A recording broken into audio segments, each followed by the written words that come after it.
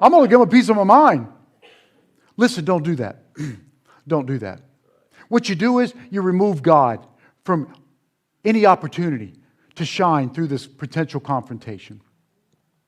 What you're doing is you're blocking the Holy Spirit out. You're not giving them an opportunity. What actually happens if you do it enough, it becomes a dark fantasy of mental warfare.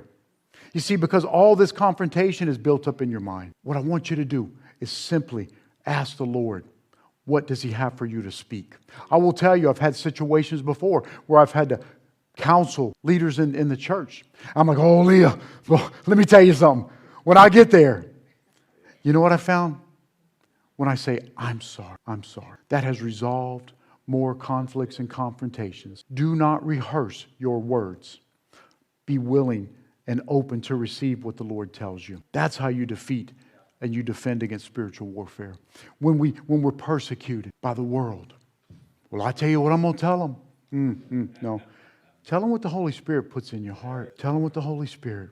You see, He's telling these disciples the same thing.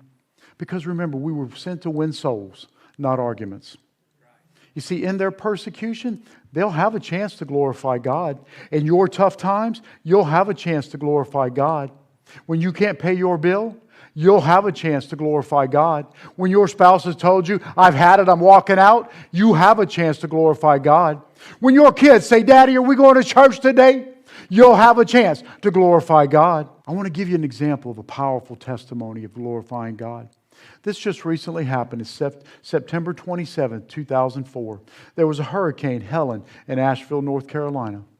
There was a little 7-year-old boy named Micah Dry.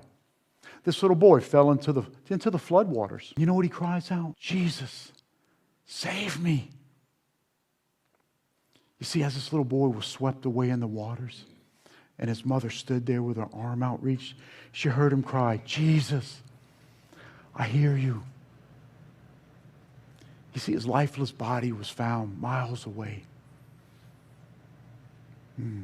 Jesus, I hear you. Do you hear Jesus in your time of crisis?